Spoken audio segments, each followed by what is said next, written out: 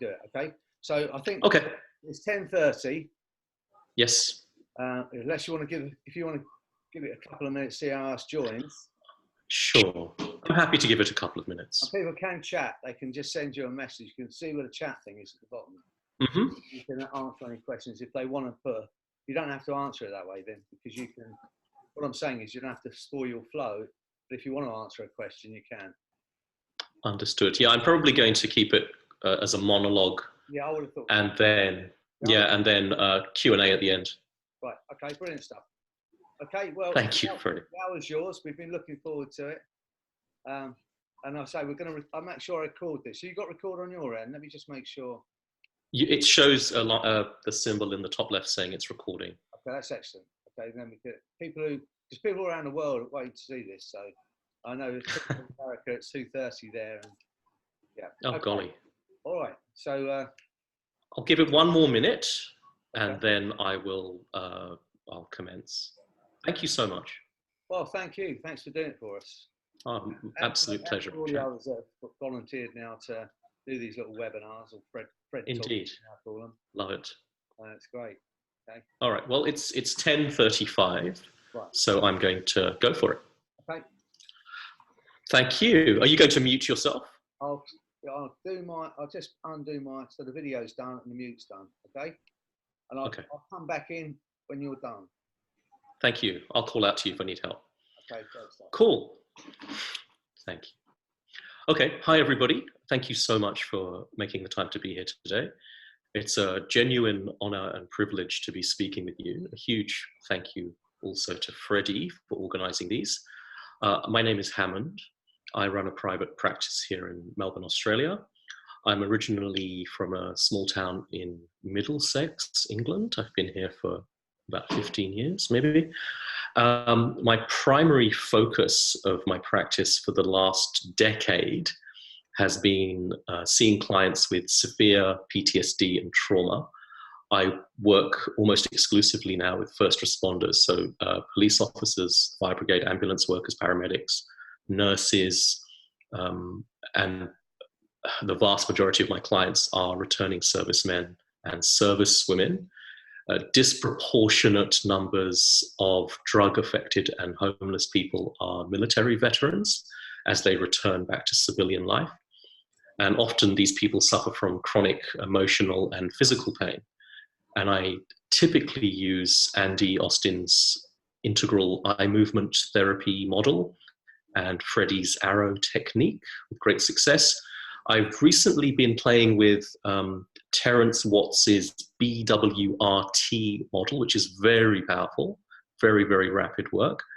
And the last year or so, I've been experimenting with the profound somnambulism protocol of the absolutely amazing Stephanie Conkle. Stephanie is now a member of this Facebook group, and I encourage you to reach out to her because she's doing something very different, very special. So what we're going to be talking about today is the somatic essence of the hypnotic experience, and I'll explain what I mean by that, of course. I'll tell you a little bit about myself, the work I do, and we'll be doing some exercises to demonstrate some of these concepts. In the spirit of Freddie's excellent book, Hypnotherapy, I'll also be sharing some case studies and some stories. And if we need it, we'll have a Q&A session at the end, but we may not need it. My intention today is one of an organic, emergent conversation about some of the attitudinal stances that I take, rather than the exposition of a particular technique as such. I think the relationship between the practitioner and the client is the most important thing that you can nurture and attend to. The work I do is, you'll see, is very, very precise and tailored to the individual. So I typically see clients one-to-one or in very small groups. Often, when working with military or police squads, they'll come as a group, and I'll work with them together and spend time individually with each of them. I'm going to say up front that I am not the biggest fan of, what do they call them, clever language patterns or embedded commands. I don't necessarily tell isomorphic or polymorphic metaphors. If you hear some of that, that's lovely, but that's not what I'm doing. And whilst I've done lots and lots of content-free work in my time, I'm now at that point where I like using content. There are things I can do with content that I couldn't do without it. And I couldn't possibly compress what is now almost 30 years of work into this single FredTalk. So I'm hoping this hour can be a stepping stone to further conversations, and hopefully you'll find some of this interesting. Now, as I posted to Facebook 5 days ago, it would be just delightful if you could put all of your technology away, all your iPods, mobile phones, pens, tablets, paper, quills, whatever you're using, parchment. If you can switch notifications off on the device that you're watching this, great. You've chosen to be here today, so please have this experience. If you don't want to be here, then do not be here. That's absolutely fine. And at times you'll have questions, but I ask you to park the question and just notice the feeling in your body and trust your first sense, because your body knows.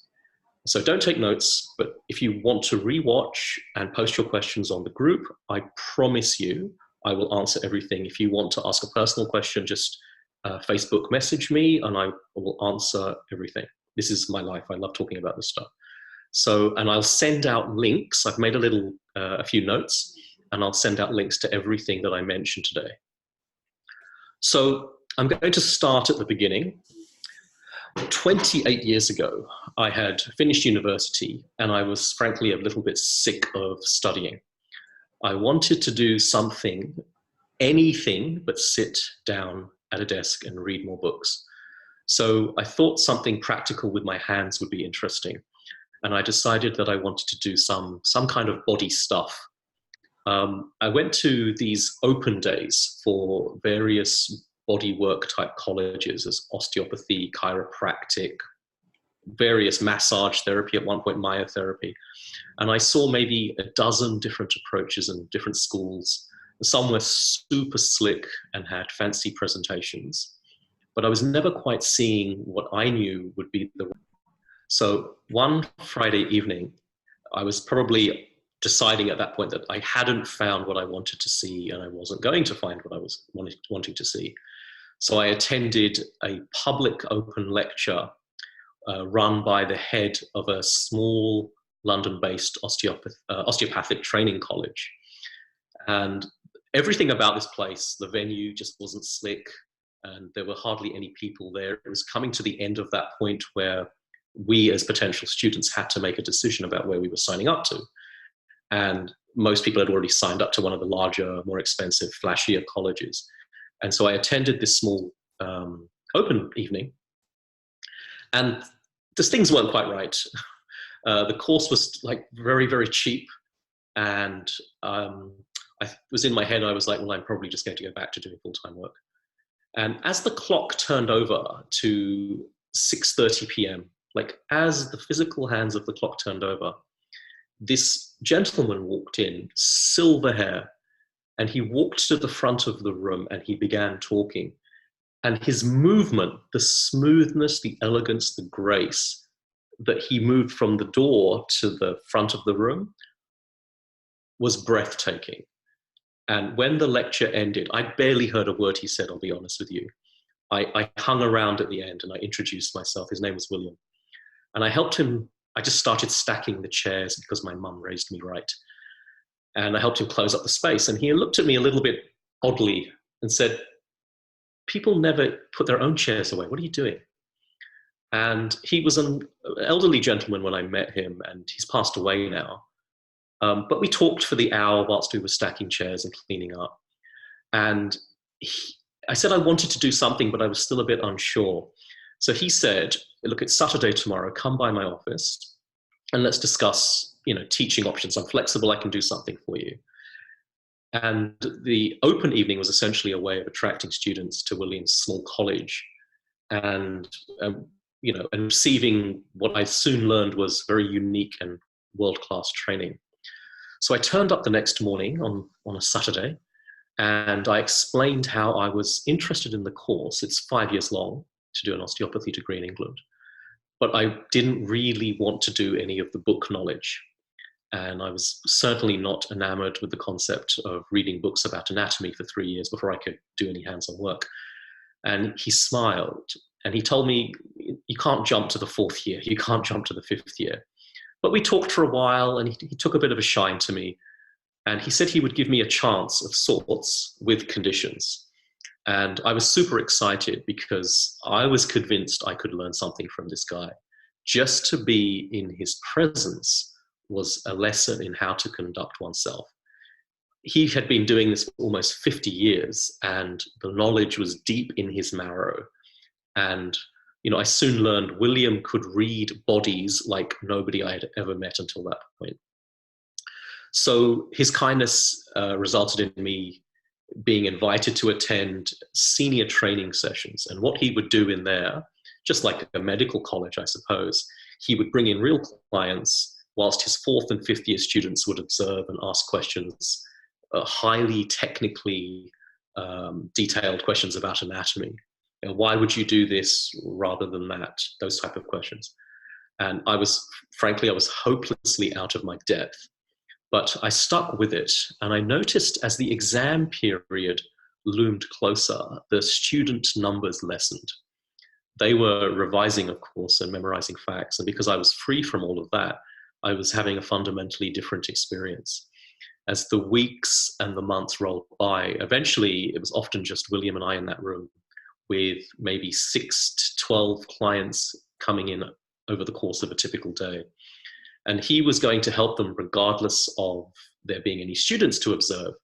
So whilst I literally had no clue to the deeper reasons why he would, adjust somebody in a certain way, he would still commentate on the work for me and remain absolutely, utterly connected to every client in every moment. At the very least, I rationalized I was receiving this masterclass in human connection. And to pay my way almost, I would run errands for William, became his PA, and I would take any opportunity to assist him in any way. The man was amazing. Now, 15 months in, something very bizarre and wonderful happened. And I mean really just peculiar, very strange. Now, at this point in my life, I was working a day job and during the week, and then attending William in the evenings and the weekends. So it's typically that time that I got to spend with him. And at that point, he was just working with clients. So my contact time had diminished somewhat. But so I made damn sure I paid attention during the time that I was actually there and that we did have together. And he had started teaching me about body reading. And I suddenly realized that, I'd been blind up until that point in terms of what information is in the body if you are trained to notice it.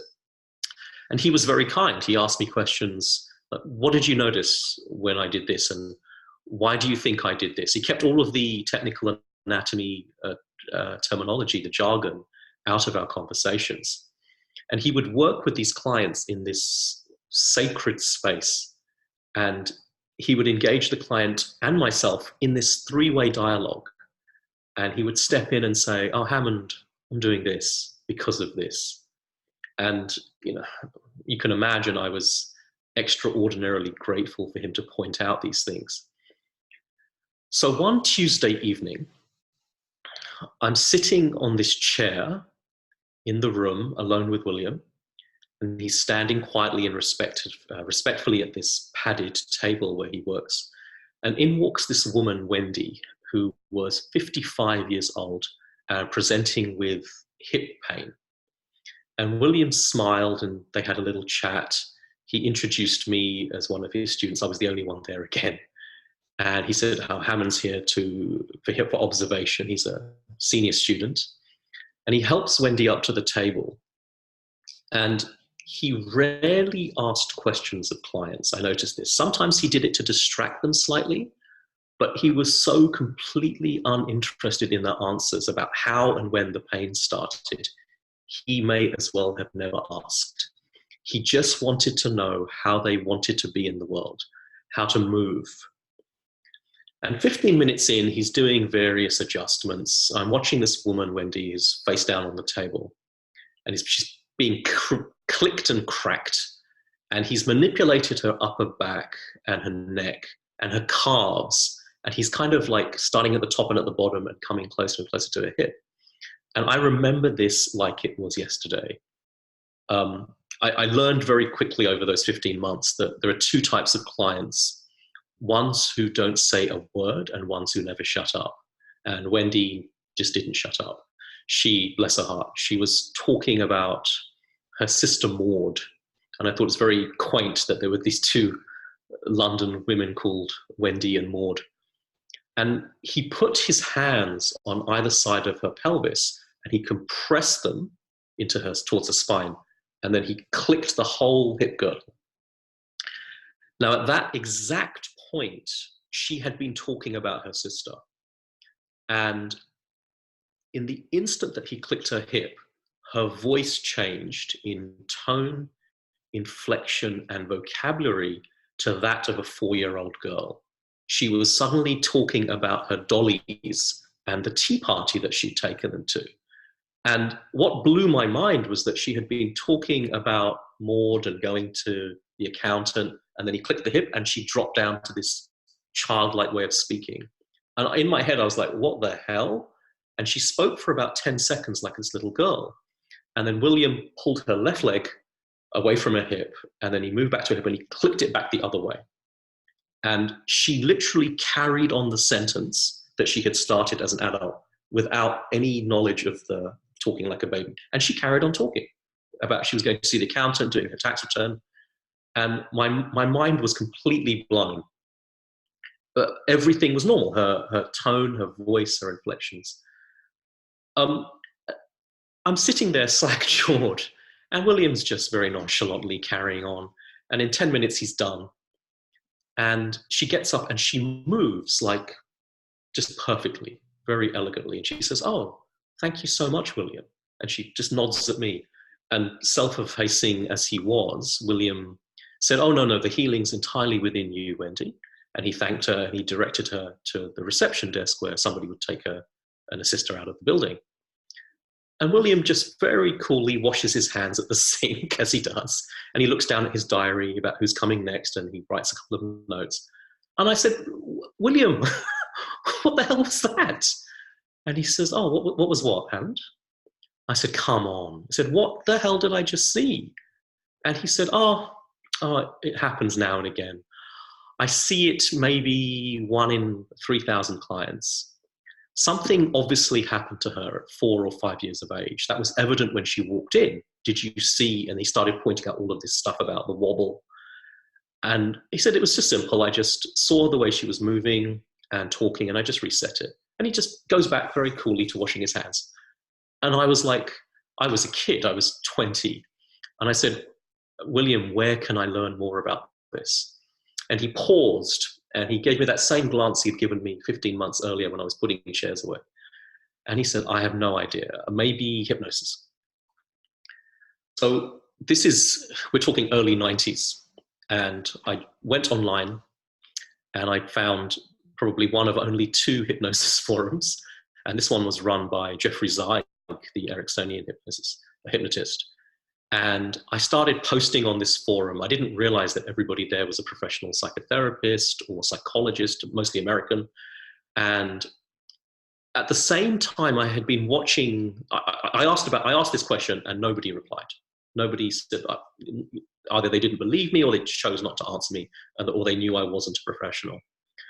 And also around this time, I had been watching some really interesting TV shows. And it dawned on me after I'd watched a TV show that I wonder if using hypnosis, I'd done some reading, you could watch a TV show, hypnotize yourself, delete the memory of having ever watched it, and then rewatch it and enjoy it all over again. So naive as I was, I posted that question and I got like 150 replies, most of them telling me to stop abusing hypnosis, and it's not about recreation, and was I even a professional? How had I been let onto this forum? I got completely and utterly flamed. And people were also saying, no, of course it can't be done. You can't remove memories, no such thing, don't be ridiculous. and they pretty much chased me out of town and made complaints. And the owner of the forum, Jeff Zeig, very kindly wrote to me, and he apologized for the conduct of the other forum members and said, oh, there is a guy who's doing exactly this, memory removal, for people suffering from PTSD. And he was more than happy to give me an introduction. So I got referred to this chap in California. I ended up meeting him and his wife, and I ended up living with him for about 8 years, like flitting between London and California. And this guy, he's reasonably, I'd say, very well known within the hypnosis and NLP community. And he was doing a lot of forensic work at that time. And again, my mind was being blown on a daily basis. And as part of my ongoing training, he would send me to these psychic festivals. It's California, right? These psychic festivals and New Age conferences. And he'd get me to figure out what the fake con men were doing, and then seeing if I could replicate that using cold reading or NLP hypnosis. And I strongly recommend, I do it with my students now, try this. Go to these places, because there's a lot of quackery. There's some beautiful, genuine human beings. There's a lot of quackery and people taking money for things they shouldn't be. It's good learning. So whilst in America, I made it my business to study with all of the first and second generation post-Ericksonian trainers, both in the UK. So I got to meet some contemporaries of Erickson too, Orman McGill, Gil Boyne, Jerry Kine, Stephen Langton, Michael Yapko, Steve Gilligan, all of these people who were doing interesting stuff. And I saw some amazing things, and I learned to do some of those things. And I spent the next 10 years learning this.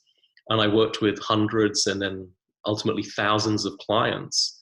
And by my standards at that time, I was doing really, really good work. Clients were reporting back and they were happy. And despite all of this outward success, something was missing. That experience with William and Wendy had awoken something in me, a deep fascination. And from there, it turned into more. I was working, but inside I was developing this longing, this yearning for something else. I wanted to meet a magician. So I'm going to do a little exercise with you. It's a rhetorical pair of questions, but I want you to just have a think about this. I don't need answers. When you woke up this morning, how did you know to be you? Second question for bonus points. When you're having a good time, how do you know you're having a good time? So I was a bit lost, and I went back to body-based modalities. A lot of the hypnosis and NLP community are up here. And I met a very, very interesting chap called Tom Myers, who uses this model called anatomy trains. And he's I wouldn't say debunked, but he's completely rejected the classical Newtonian model of mechanistic leverage that's still being taught to med students. He says, this is not a lever, there is something else going on. He was heavily influenced by Ida Rolf with her deep, integrative, structuralist approach. And I began studying the work of a gent called Thomas Hanna. Now, he had developed a system of body work, which he called somatics. And in somatics, with a capital S, or Hanna somatics, we do these very gentle, very subtle exercises to re-establish the connection between the brain and body. In your brain, you have a map of your entire body. And as we get older, ideally, this map becomes enriched with more detail, more clarity, more specificity of precision. When a child is 2, she finds it very, very tricky to close her eyes and touch her nose. And this is because the internal map that she has inside her brain is still forming. You know that when you poke yourself on the back of your hand, it's not the back of the hand that technically feels the push. What's happening is the signal here is being picked up by receptors, which are here, and then sent to the brain. And depending on the richness of your map, it's sent back and says, back of left hand. Now, as a child grows older, she can hopefully bring her finger to her nose with more precision as that map becomes more and more detailed. Now, what's interesting to me is that you can also see that childhood imprecision in the elderly or infirm as people age, their internal maps actually revert and start to become impoverished. Thomas Hanna challenged the orthodoxy of this thinking and said that most of the markers of aging are in fact a complete myth. He proposed that our physical and mental health do not have to worsen as we get older, and that in fact we can actually continue to thrive in terms of mental health and physical health. And in Hanna Somatics, there are these very, very simple exercises that we can do to not only keep the map more and more detailed, but enhance it, enrich it, expand the boundaries. Now, when we have physical trauma, we can feel pain in the body. And for some people, this becomes chronic pain. There's been a breakdown somewhere in the system about the mind-body signaling, and we call this smearing, where that receptor right there, for example, thinks it's still receiving pressure or stimulus, and all the receptors around it start firing also here, here, here, here, here, and like paint smeared over a canvas, hence the name.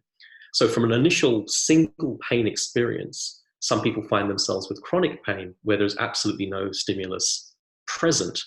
Now, I believe this is the basis of the, as Freddie puts it, the useless, unnecessary pain that he resolves with his arrow technique. Now, when I first read the exercises that Thomas proposed, I was very skeptical, to be frank. They didn't make any sense to me, having come from an osteopathic background with relatively large adjustments, large movements. And even some of the subtle cranial osteopathy precepts that I had tried were very different to somatics. So I'm going to do a few of these with you now, and I encourage you to explore these over the next few days. Do them every day if you can, or get in touch with me, and I'm always happy to tell you more or help.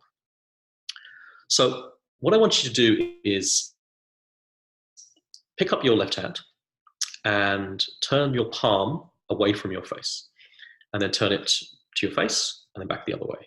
Pick up your right hand, twist it towards your face, and then the other way. Now we're going to do the same thing in the way that somatics proposes. So it's about half to a third of the speed that you did it before. Pick up your left hand and twist it towards your face and then the other way, so like that and that, but we're going to do it much, much slower. And what I want you to do is focus on this lowest part of your forearm. Pick up your hand, pick up your hand and twist it ever so slowly, focusing on the bottom of the forearm. You may begin to notice your elbow as you get to the limits of the twist. And be very, very mindful. Just keep your focus on the lower part of the forearm. And then pick up your other hand. Same thing. Twist your hand very, very, very slowly to your face. Focusing on the forearm again at the bottom. And then twist it back, back, back, back, back again. Now this time, one more time. You pick up your left hand, and we're going to turn it towards our faces, but this time as slow as you can possibly do it. Now, if you can see my hand, you should be doing it. It's literally that slow. It could maybe take you 10 seconds, 30 seconds. Now, you're going to start to feel tension in your elbow and maybe even your forearm, the upper part of your forearm. Now, over time, the internal somatic map becomes more detailed, more capable of nuance, and my hands just keep going.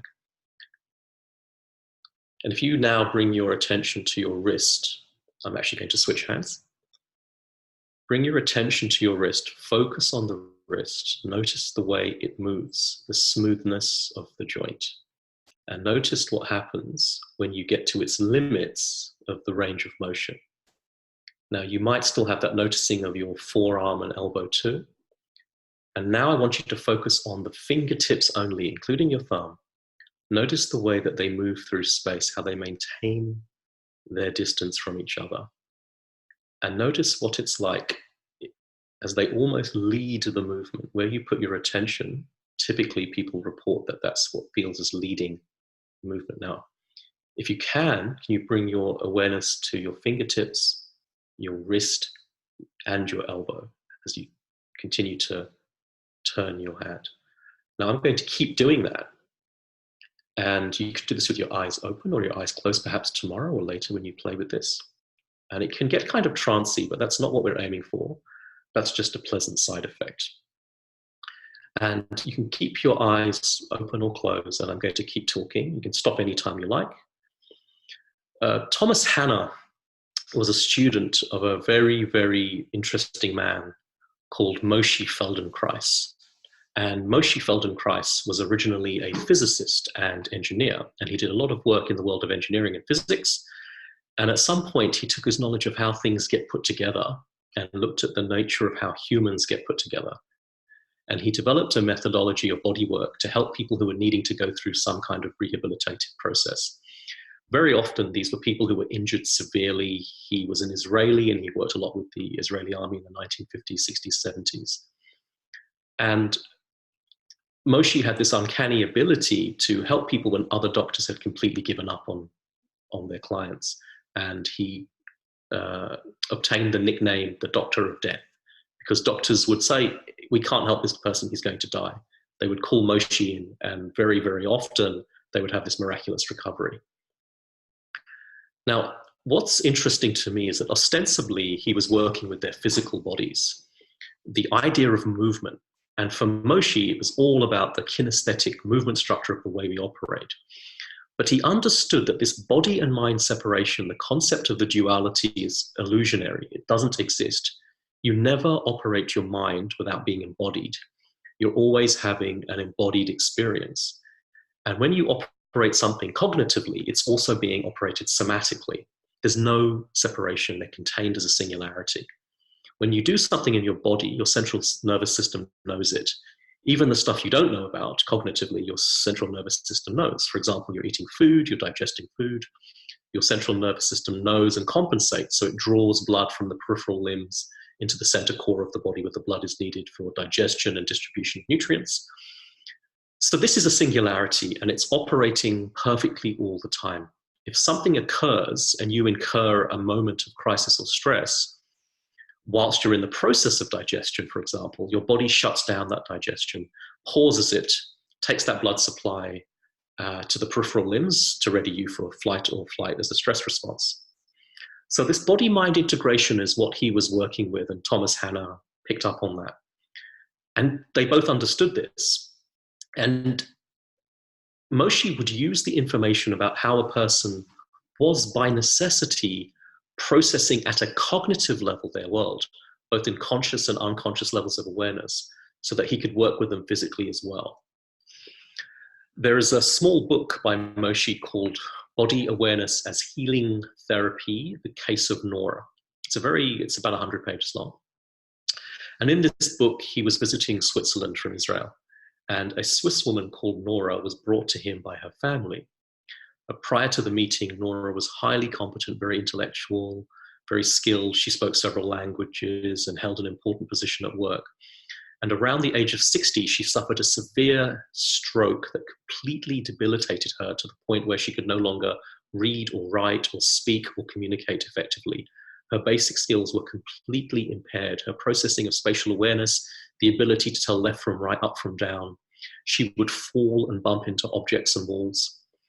And her family asked Moshe to work with her. And in the short time that he's in Switzerland, he works with her.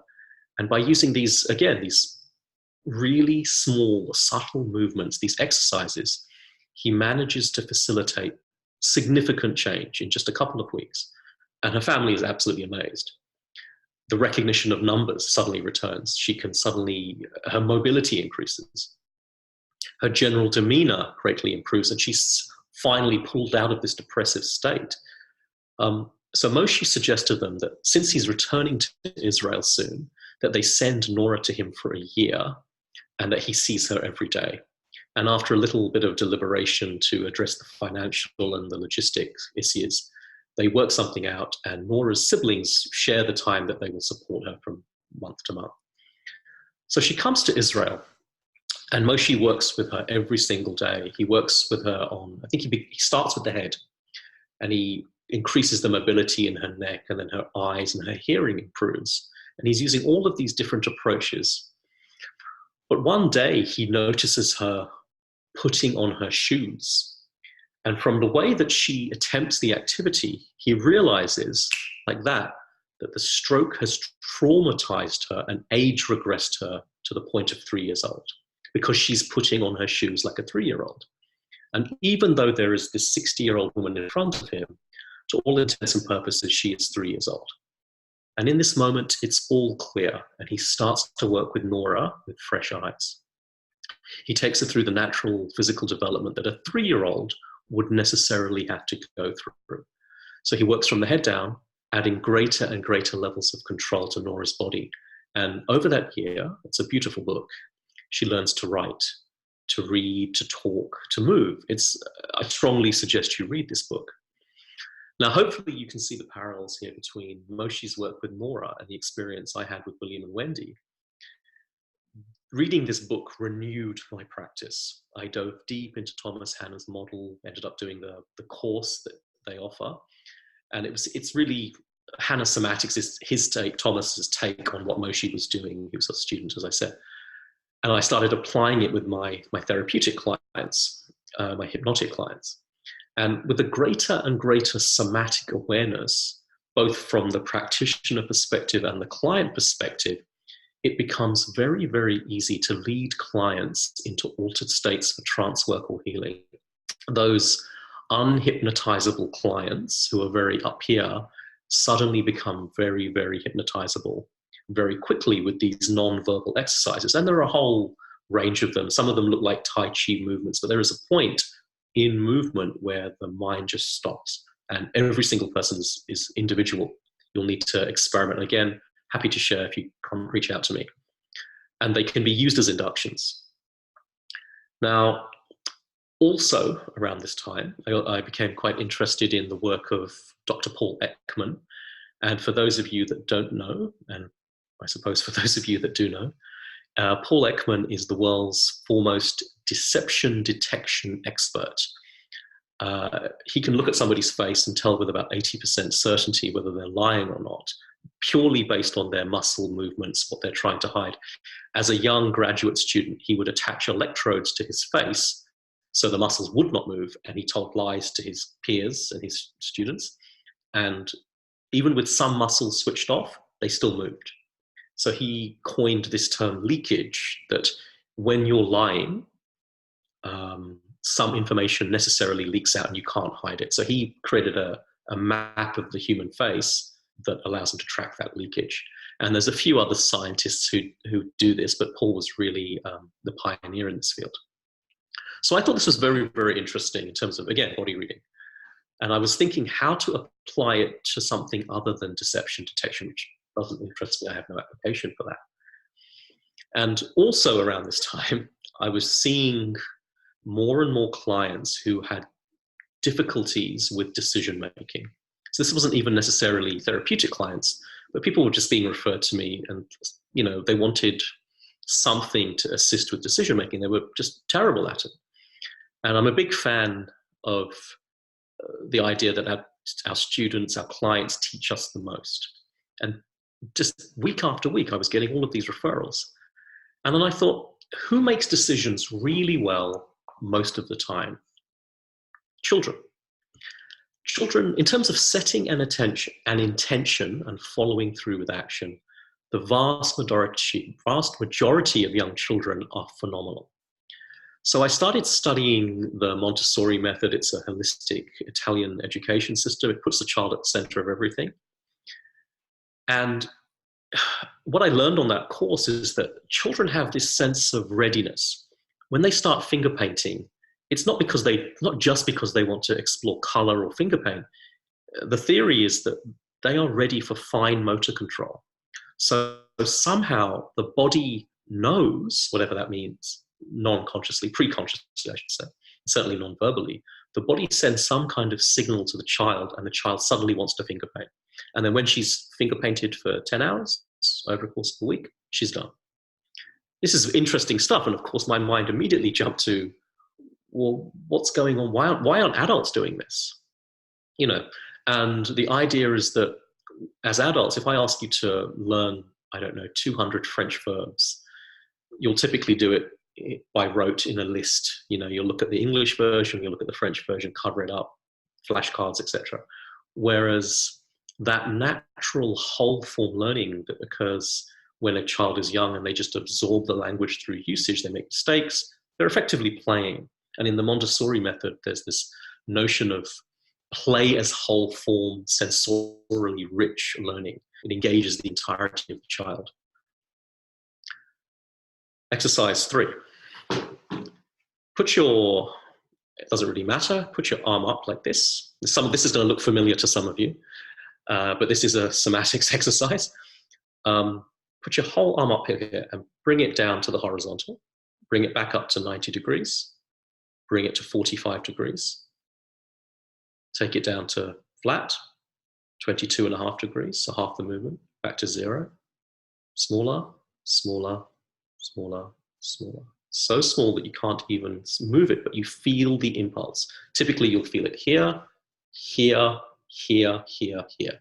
If you're very, very skilled in this, you'll feel it in the opposite side hip and ankle. You can even feel it here. I can feel it here currently, but I've been doing this a long time. So every single thing is connected. Now, if you do this with your fingers, if you just rotate your thumb like this, this kind of speed, and then back the other way, what's happening here is that you're sending signals via the joints to your brain. Now, joint movement is very, very different to just touching, as I showed on the earlier example. If you do that with your index finger, and again, back the other way, and this is not just finger twirling, as fun as that is. You really want to be paying attention to the joint. Go inside, just notice the smoothness of the joint. Put your attention there. And then the middle finger. And then the ring finger. And then the little finger. And then just all 5 fingers like this. Just paying attention, in this case, to your knuckles. It would be in the underside of your knuckles.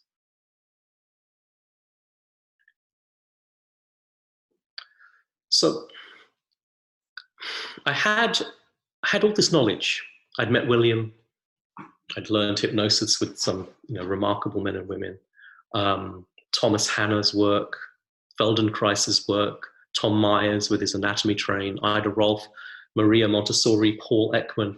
I had all of these pieces, and I knew there was something there, but I had no idea how to put them together. And then somehow I need to look up the details. I read an interview online with a guy called Dr. Joseph Riggio. And what Joe was claiming to be able to do was so outrageous, so ridiculous. I was reminded of my time at those New Age festivals that my first teacher had sent me to. And I knew I had to speak with this Joe character because I thought he's either the biggest con man in the world or a genius. And when I read his posts, they were very, very complex, very wordy, very intellectual, but I managed to parse that. And I wrote to him, and he would very openly wrote to me on this forum. And we got into, like any mature adult in the 21st century, I got into an argument online with a stranger. And what he was claiming that he could put, the model he'd learned from his mentor, was that he was able to put an individual into a state where for a moment, they would be completely aligned with the deepest, truest part of themselves.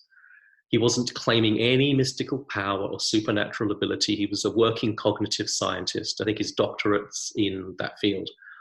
And he was very patient with me, but a little bit provocative. And he said, I'm training in England, come and see me. And he invited me to his year-long training. And I thought, well, this will be the chance. And he said, you can come and ask as many questions as you want. And I thought, okay, it wasn't a great deal of money. I'll call his bluff.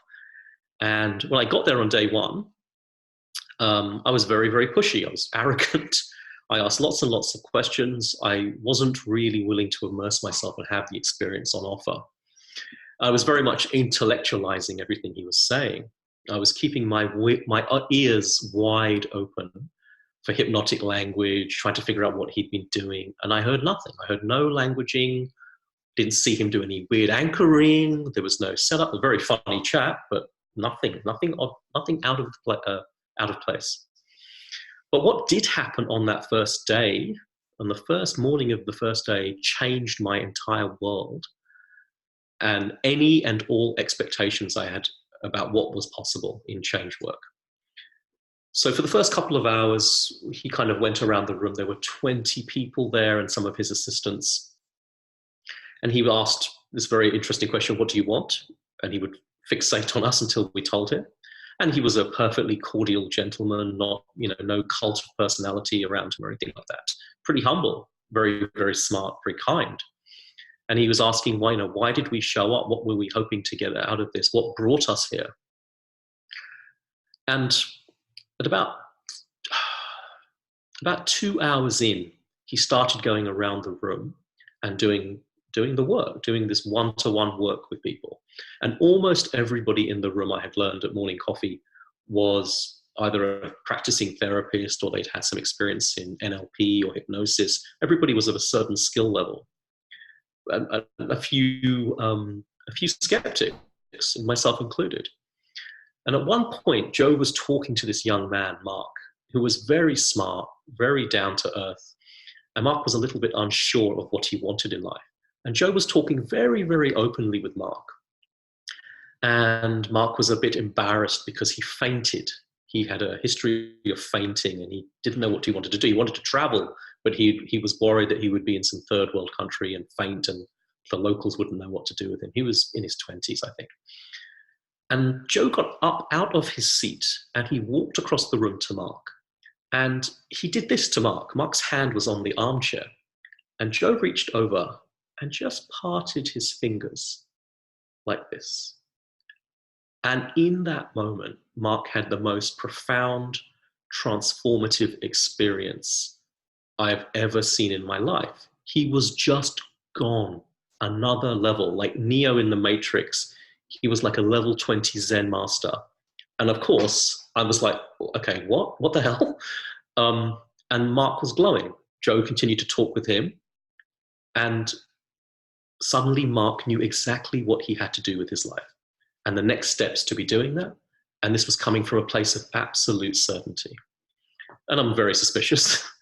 And I saw Joe do it again, with somebody that I had met in the morning. And then he did it with someone else. And then he came to me. And eventually he did it with me. And same thing, just this incredible moment of detail and clarity. Sustaining it is a different question. But in that moment, I knew I had found the magician I had been seeking for 20 years. Now, I'm fully aware that everything I'm saying is completely insane. So, please be skeptical. Do your own research. Joe is teaching again after a while off of researching. And there are a few practitioners of this model around the world. And I've been studying with Joe for 18 years next month. And every element of my work has now taken a fundamentally different trajectory. So within this model, and I'm making this argument, that for every single thought that you have, there is a corresponding body reaction. It will be extraordinarily subtle, but it is there. And conversely, for every single movement you make in your body, every single thing, there's some neurological correlate in the brain. There is no separate mind and body. It's one thing, a body-mind. If you're feeling sad, for example, you're going to have, for example, you're going to tilt your head at this angle. You're going to feel a certain pain here. Your arm is going to be like this. If you could track that with exacting precision, I'm hypothesizing and positing that you could re-elicit that state. Similarly, if you're feeling happy, you might have a smile. You might put your head at this angle. You might bring your scapula together. You might lift your iliac crest 43 degrees to the horizontal. Your eyelid might move at 0.8 millimeters a second. We're talking about that level of precision. So the theory goes that if you could track the whole of those physical signals, could you then feed them back to the client and thus give them the same experience? Now, I think this would be very, very useful. There's nothing too controversial here, I hope. In theory, it makes sense. Doing it is another matter. As Joe likes to say, it's incredibly simple. The model's simple, but it's bloody hard to do. Now, what we're aiming to do when we do client work with this model is there is a very, very, very specific body configuration called the generative imprint. And the generative imprint is a symbolic, iconic representation, a fundamental imprint that's in the psyche. There's a moment when an infant realizes they're alive. And in that first instantaneous flicker of self-awareness that she experiences, she finds absolute and pure joy. In that instant, the realization is, I'm alive. And of course, there's no language for the kid, so it becomes a body-based configuration. And it's built into the psyche at this symbolic, non-verbal, pre-conscious, pre-verbal level. And that kid knows from that point onwards, we're talking like as early as 3 weeks, for example, real genuine infant. By the time a child is verbally communicative, like say 5, 6, 7, with some fidelity, it's clear that that imprint is present if you know what you're looking for.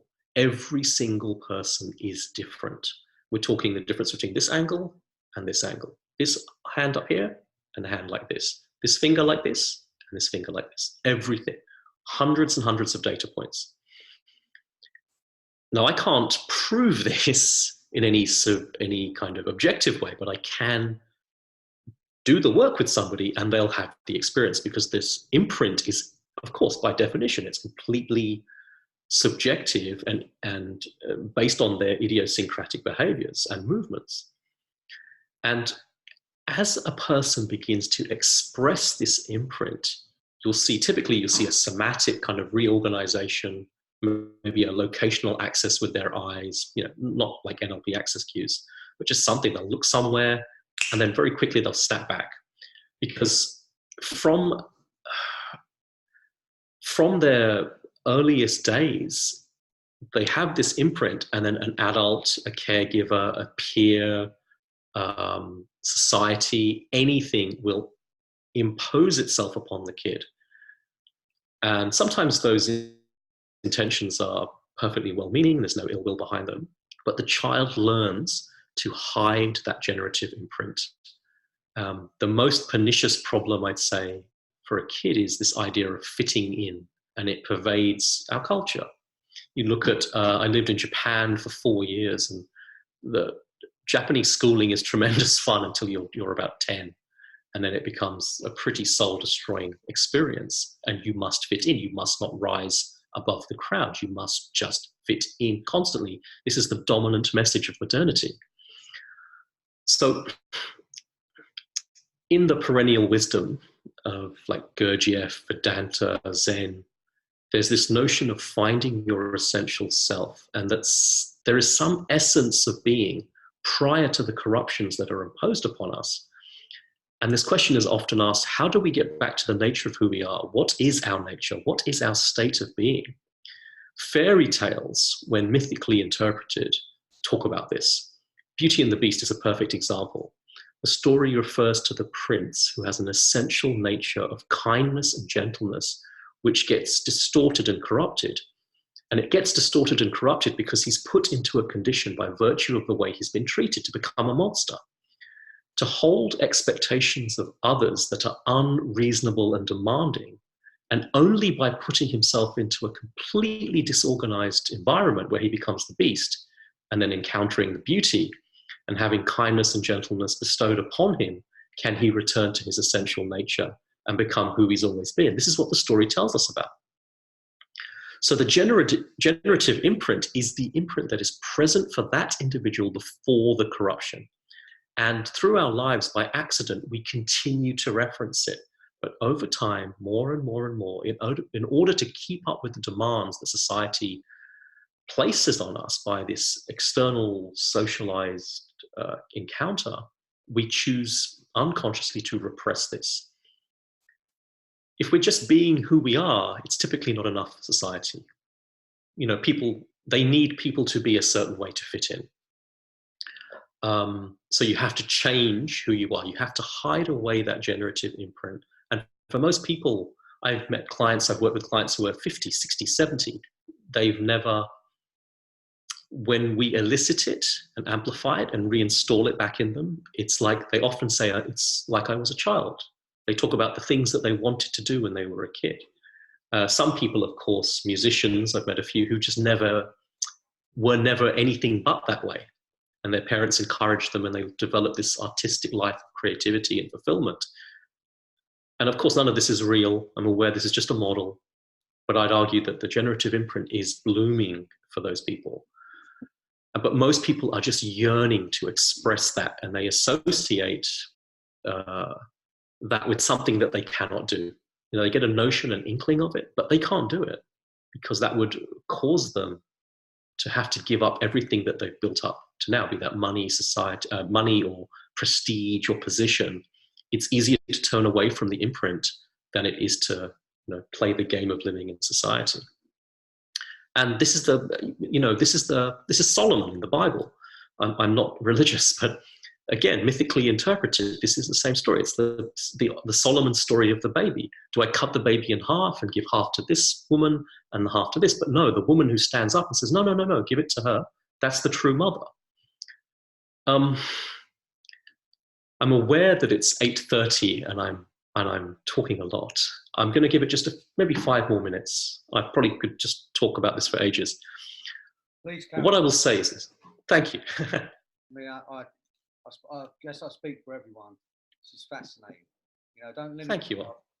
You do what you do to make sure that we've. No, I can listen to you forever. So carry on. You're awfully kind, old chap. Thank you. So the standard way that we're taught in, let's say NLP, which is a damn good model, is that there is this world out there that has data in it, and we perceive it through our senses, and then we can talk about it. And the standard chain, I'm going to just draw vertically in space for you, is that you have the world here, and then you have subjective internal sensory representation, pictures, sounds. I talk about 7 senses. I talk about, let me get this right, sight, sound, taste, smell, kinesthetic, pressure typically, proprioception, which is the ability to detect your own body in space, and vestibular, which is your sense of balance. Most people know the difference between this and this. Some people are permanently like this and they think they're fully straight. They're not. So again, so these 7 senses is what we're talking about. So there's the world. I think John Grinder calls this first axis. There's the world. Then you have internal sensory representation. Then you have linguistics. You talk about what you're experiencing. You know, I imagine a blue car, or I think of a purple fish. Then you have your semantic layer, which is, what does that mean to me? Blue fish means you mustn't eat them. Blue fish are bad luck in my culture, you know, whatever. Then you have metaphors. A blue fish is like the love of my life, or whatever. And then you could have metacognition about metaphors. And that's typically what the NLP model shows us. World, internal sensory representation, talking about it, talking about what that means, metaphors about what that means, and then maybe metacognition. Now, with NLP, obviously, we interact at that symbolic, we manipulate the syntax of that symbolic layer. We ask people to make the picture smaller or make the sound in a different voice, and that changes our experience. In classical therapy, we go up from what I call reality down here to semantics. What does it mean that your mother, never hugged you as a child? And people can get stuck up here for literally years, decades, talking to their therapist about the problem. I think hypnosis works, some of it works down here on that internal representation layer, but I think it does a lot more than that as well. And I know that Andy Austin has metaphors of movement, a model where you explore people's metaphors. So we're talking about 1, 2, 3, 4 levels removed from reality. And by manipulating these metaphors, what does it mean that you think of your boss as a pirate, for example? And in that model, you would manipulate and explore those ideas of piracy, and then realize that, it's because I think that work is like a ship, and that we're the crew who must all band together, but we're using some piratical business processes. And it's interesting, it's really fascinating. But again, you're so removed from reality. Semantics is the one that has pervaded the psychotherapeutic model for years. Just talk about your problems. Don't even talk about them. Talk about what they mean. And you have no idea what they mean. Now, I'm saying before any of these things happen, there's a layer below that. There's your body reacting. So there's the world, your body reacts, then you have feelings about that, then you have internal sensory representation, which NLP deals with. So NLP is already 2 layers away, maybe 3 layers. World, blink response, muscle tension, licking your tongue, heart rate, breathing, all the stuff in the autonomic nervous system, and then feelings that you feel, you experience, the sense of balance, sense of proprioception, and then images, pictures, sounds in the mind. I'm saying that you can play at these 2 levels. If you know what you're doing and you know what to look for and you can body read, you can get at the fundamental layer before all of this stuff. And as I said to a student recently, why would I bother with any of that? Why not just go straight to the hardware and manipulate that? And again, we're talking about very precise, weird little movements. It's in there. If you know how to elicit it, it's in there. I have a guitar technician in Melbourne called Jim. And Jim, I play guitar. And Jim is a character. I think this is all he's ever done, is build guitars, fix guitars. I looked at his client list. He's got like Eric Clapton. Most of the Australian guitarists are on his books. Whenever any major touring guitarist comes from other countries, they go see Jim. And Jim's a wizard.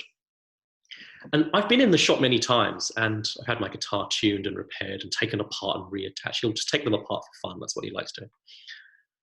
He does not care what went wrong with the guitar. If you turn up to him and say, hey, Jim, I dropped my guitar on stage, he's not even listening. He picks up the guitar and he's just looking at it. And in his mind, he knows what a perfect guitar is. So he just says, and I can tell that he's not listening. And they say, like the neck got a bit warped when I flew it over from the US, and he's not listening. All he cares about is bringing that guitar back to this state of perfection. He knows what it should be like, so why not just go there first? I know that Freddie talks about, the total perception management, I think is one of the most fascinating things, and I've noticed that hardly anyone has ever talked about it on the Facebook group. Which I find very, very interesting, very telling. I think it requires a level of faith almost that this model will take you to a different place than just a remedial fix. And of course, I'm not so priggish that I'm unaware that clients come to us in pain. And the example I always give is if you take your hand and you crush your wrist and you keep crushing it and you keep crushing it and you keep crushing it, how the hell do you know what you want? All you want is the pain to stop, and that's how our clients come to us. So I've been in Jim's workshop, and somebody will come in, and they'll be complaining and whining about the guitar, and Jim's not even listening. And I say to them, when you're on stage and you're just playing like the perfect music, and you're completely connected, and you're just one with the guitar, what's that like? And you see them for a second, because these are, world-class practicing musicians, their physiology shifts. They'll do a certain position, they'll look in a specific place, they'll do something, and then they often come straight back and go, yeah, but it's not possible. But in that second, I say to them, what's your guitar like when you're playing like that? And they get seduced into it. They go, wow, well, I'm completely connected, my fingers are flying over the fretboard, I'm doing this with the strings and picking it like this, the tone is amazing. They have this whole form experience rather than this list of things that are going wrong with the guitar. So I say, why not just take them there first? And Jim knows this. Jim's like, okay, I can do that. Come back in a week. Everything is in the physiology if you know what to look for. There are many ways that we can sort people. We can talk about, what's that thing? The Myers-Briggs model, or I call it corporate astrology.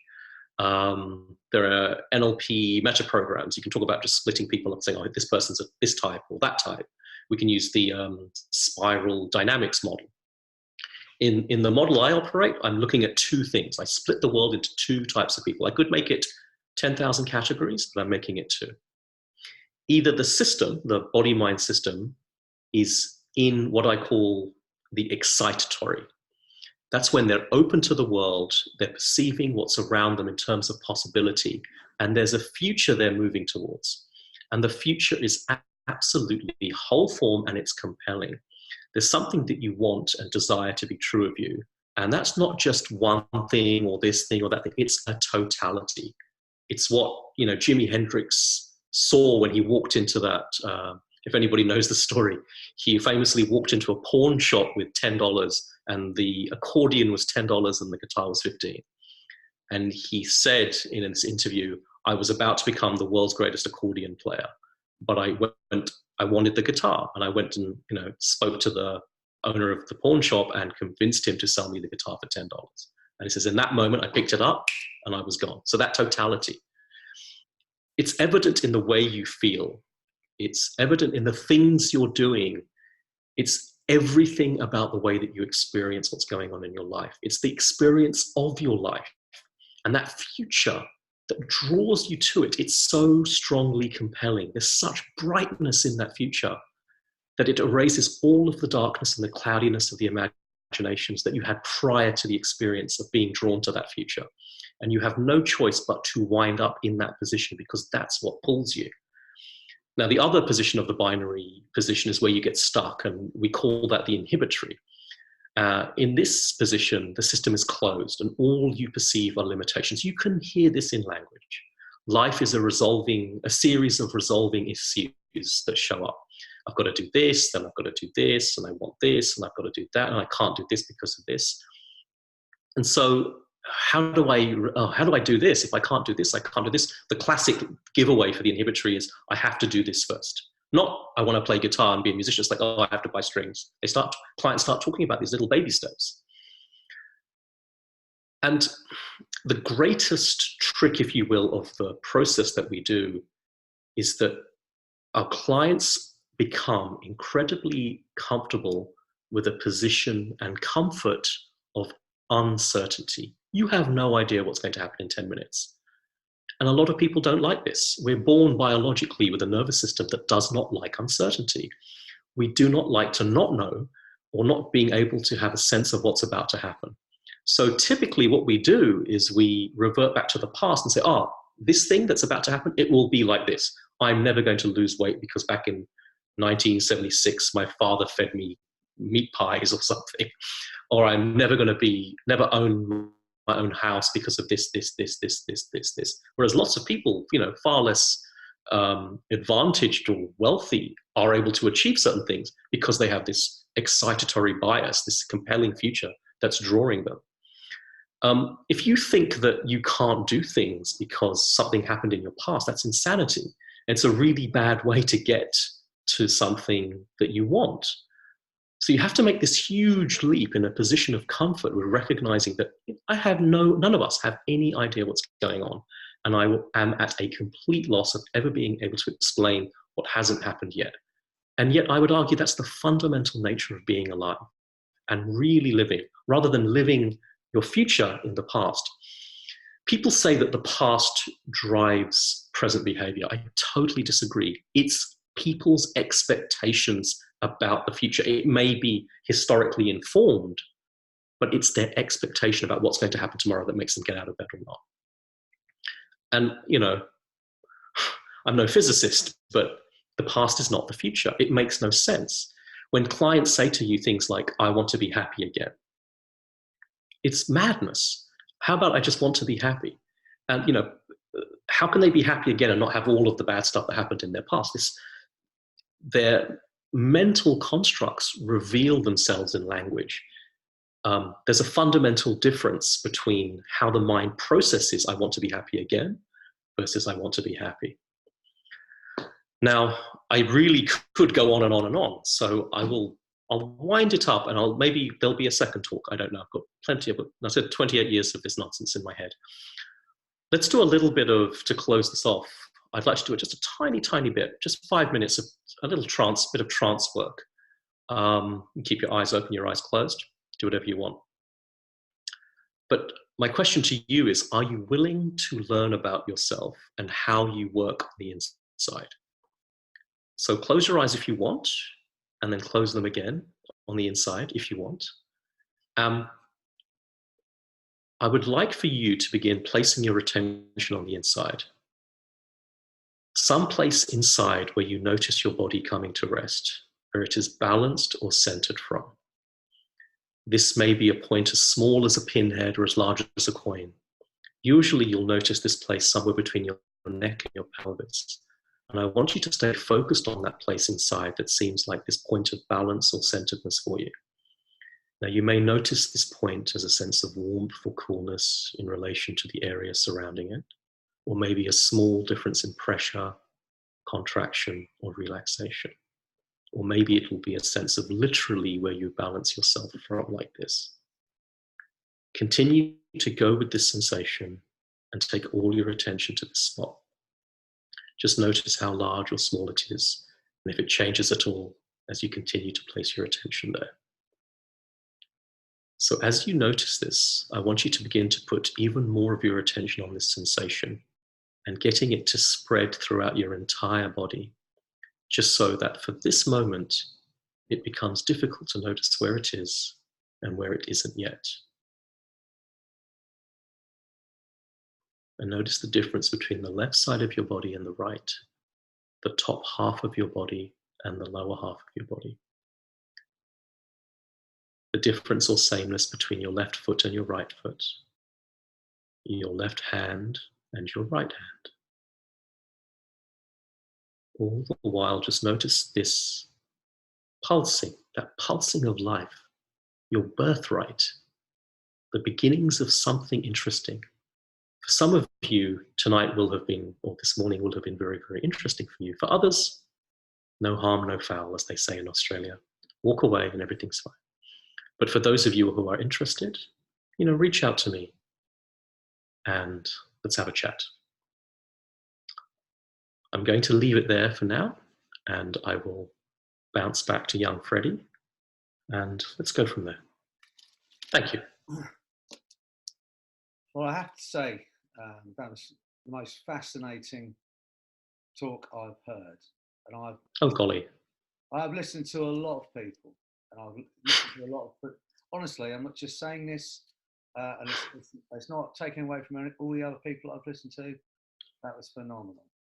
And oh, you're very kind. Thank you. I was 20 and you were William. And seriously, I loved it. And even though I've still got to sort of digest it, if you like, and I'd like you to, if you would, at some point, the people you mentioned, the books you've mentioned that you've read, you can put them on our group. Because I have been listening, I haven't been writing anything down. But honestly, that's phenomenal. And so many things that you say, touch on the way I think, about when you're talking about focusing on an outcome. I've been saying for some time now that nothing's real. We think about our past. Well, it doesn't. It's a vacuum. And our future hasn't happened, so it can only be imagined. And we might as well imagine the best outcome. So maybe that's how I am and the way I am in myself. And I read something, I think it was Michael Neal said, if you're doing things in order to be happy, you're doing them in the wrong order.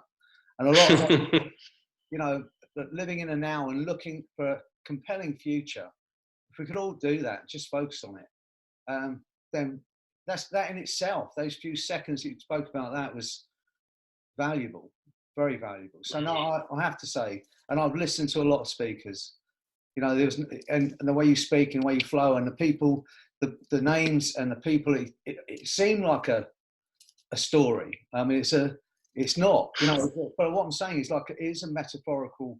People use that. Erickson used all those things. But I know you're not using it purposely for that. You're talking about your life experience, but it was phenomenal. And thanks very much. So how would you run training, do you? I do. Like I said, Joe and I have been very quiet, mostly doing research, doing private work. Most of my work now is pro bono. So I have a day job, which I love. I work in the film industry, and I do this work on the weekends and on evenings. I work part-time in the day and do this in the evenings. I love it. Yeah, I'm gonna, this year is going to be more about opening up, doing some online work, doing groups. I used to run groups quite a lot in London. I typically take 5 students a year over a 5-year training and train them. So, you know, only one time I have like 25 students.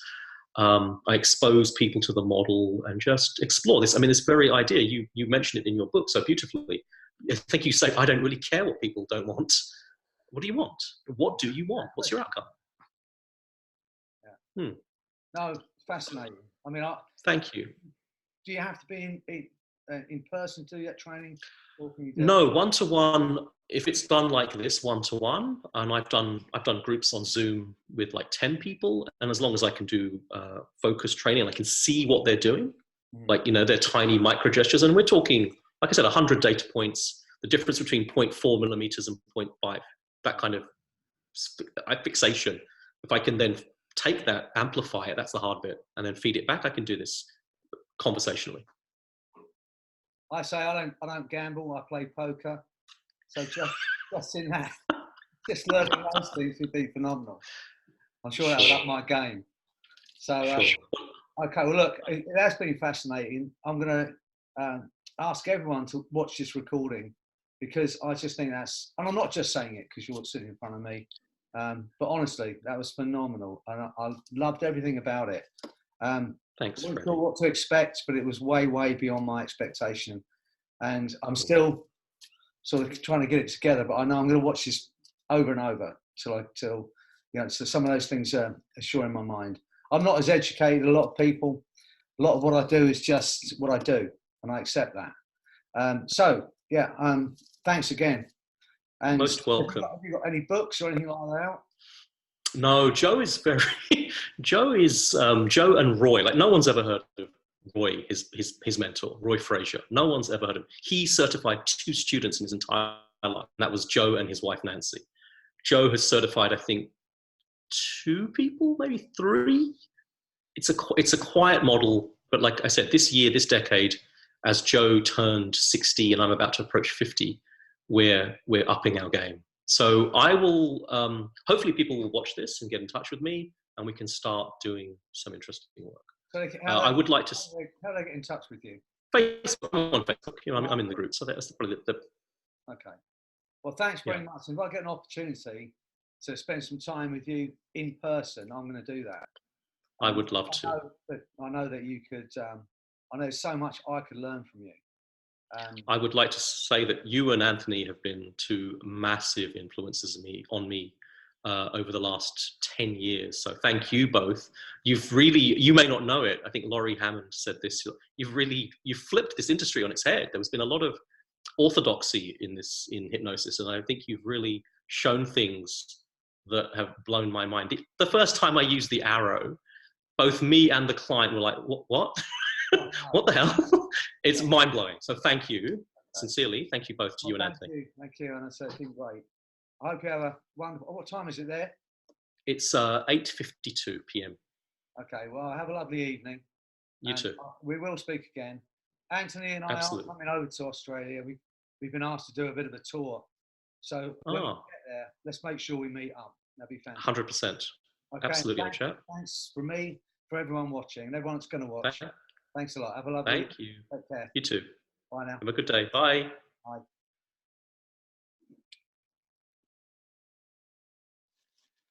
Well, I hope if you're still there, you enjoyed that as much as I did. It was fantastic. So look out for these webinars. We're going to be, I think I'm next in the middle of September. Then Laurie Hamand, mentioned, she's on at the end of September. There's some great people coming up. So have a lovely day wherever you are. Thanks for joining us from this. Thank you, Freddie. It was very interesting, fascinating. It was fascinating. Yeah, and I know you've enjoyed it as much as I have. What a wonderful speaker. What a wonderful person. So thanks again, Hamand. And so much knowledge and passion. Yeah. It's phenomenal. Yeah. Okay, well, have a lovely day, all of you. And we'll speak again. Take care. Thanks for joining us. Take care. Have a great day. Bye now. Thank you.